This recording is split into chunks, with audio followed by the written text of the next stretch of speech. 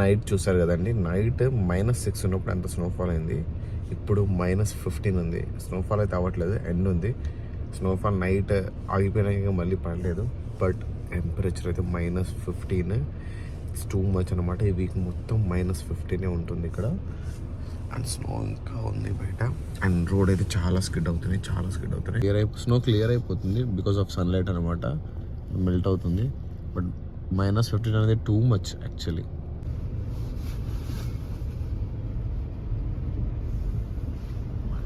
Snow చూడండి ప్రొపరేటరీలో అసలు భలే అనిపిస్తుంది. అంటే కంప్లీట్లీ ఒక డిఫరెంట్ వరల్డ్లోకి వచ్చినట్టుంది మాకైతే. ఎందుకంటే ఎన్ని రోజులు చూసింది వేరేలాగా, ఇప్పుడు వేరేలాగా అనిపిస్తుంది కాబట్టి. అసలు రోజులు ఎలా ఉన్నాయంటే, కార్ యాక్సిడెంట్ 1, తర్వాత వచ్చేసి ఇప్పుడు టైర్ పంక్చర్ అయింది. ఈరోజు సాటర్డే సండే అన్నీ క్లోజ్ ఉంటాయి. టైర్ పంక్చర్ చేసుకోలేము అండ్ తీసుకెళ్ళలేము, మొత్తం ఫ్లాట్ అయిపోయింది. నేనేమో ఈరోజు రేపు నాకు చాలా వరకు ఉంటుంది. అండ్ ఈరోజు క్లోజ్ అనమాట. -15 degreesలో యాక్చువల్లీ కార్లోకి కూర్చొని ఆన్ చేసినప్పుడు లో టైర్ ప్రెషర్ అని నార్మల్గా ఎప్పుడు చూపిస్తుంది. సో ఈసారి కూడా అలాగే ఉంటుందని అనుకున్నా, బట్ కాదు, పంక్చర్ అయిపోయింది, ఎయిర్ లీక్ అవుతుంది అనమాట. సో అది చేయించుకోలేదు.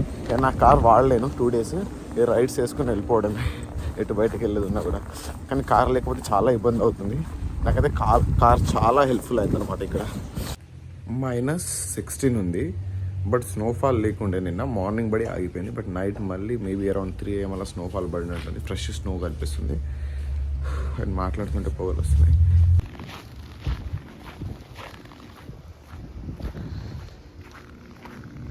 సో రోడ్స్ అన్నీ ఇలా వైట్ కలర్లో అయిపోయినాయి. మెయిన్ రోడ్స్ కూడా వైట్ కలర్లో ఉన్నాయి. నిన్నటి నుంచి వస్తున్నాను.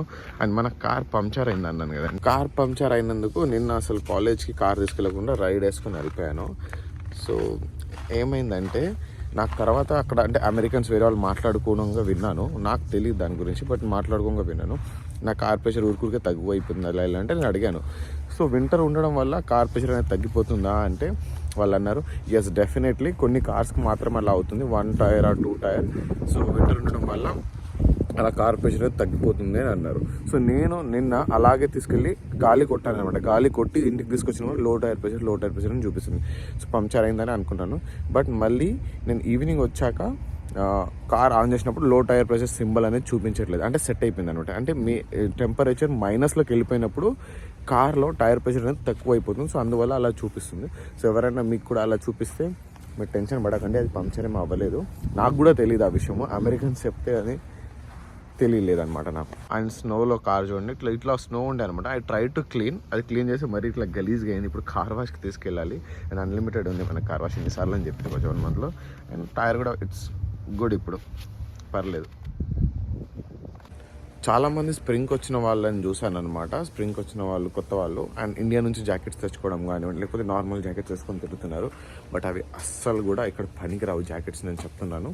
ఇలాంటి బాంబర్ జాకెట్స్ తీసుకోండి. మీరు ఇక్కడికి వెళ్ళి తీసుకుని కూడా చాలా రకాల జాకెట్స్ ఉంటాయి, బట్ అలాంటివి కాకుండా ఇలా బాంబర్ జాకెట్స్ తీసుకోండి. These are perfect for snow weather అనమాట. సో ఇలాంటి స్నో వెదర్లో ఇలాంటి జాకెట్స్ పర్ఫెక్ట్. అది ఎవరిని అడిగినా కూడా చెప్తారు, బట్ అది తెలియక ఫ్యాషన్ ఉండాలి, ఇలా కలర్ఫుల్గా ఉండాలి, అలా ఉండాలి అలా వెళ్ళిపోతారు. బట్ అలాంటివి తప్పు చేయకండి. అండ్ మంచి జాకెట్ కొనుక్కోండి, ఎందుకంటే మీరు ఎంత బాగుంటే ఉంటే అంత హెల్తీగా ఉంటారు. లేకపోతే బాడీ పెయిన్, చెస్ట్ పెయిన్స్ అవి ఈజీగా వస్తాయి. అండ్ మాట్లాడుతుంటే పొగ వస్తుంది, ఎందుకంటే -16 ఉంది కాబట్టి. టైర్ సెట్ అయిపోయింది అనమాట. అండ్ షేవింగ్ అయితే చేశాను, బట్ ఇంత చిన్నగా ఎప్పుడు చేయలేదు. How I look I don't know, maybe look బాగుందని అనుకుంటున్నాను. అసలు ఇంత ఎండ కొడుతుంది, ఇంత ఎండ కొట్టినా కూడా ఈ ఎండలో -16 ఉండడం అసలు నార్మల్ థింగ్ కాదు. కార్లో కూడా జాకెట్ వేసుకుంటాం. హీటర్ ఆన్ చేసా, బట్ ఇప్పుడు హీట్ వస్తుంది. ఆన్ చేసిన 10 minutes తర్వాత హీటర్ ఆన్ కూడా ఒక 10 minutes టైం పడుతుంది. కాబట్టి చూసుకోవచ్చు హైవే మీద మొత్తం వైట్ కలర్ హైవే, బ్లాక్ మొత్తం వైట్ అయిపోయింది. అండ్ ఇక్కడ గాగుల్స్ కంపల్సరీ అనమాట, ఎందుకంటే స్నో అనేది రిఫ్లెక్ట్ అవుతూ ఉంటుంది ఐస్కి. అండ్ ఇక్కడ ఎండ కూడా అంత మంచిది కాదు, సన్ రైజ్ చాలా స్ట్రాంగ్ ఉంటుంది, చాలా స్ట్రాంగ్గా.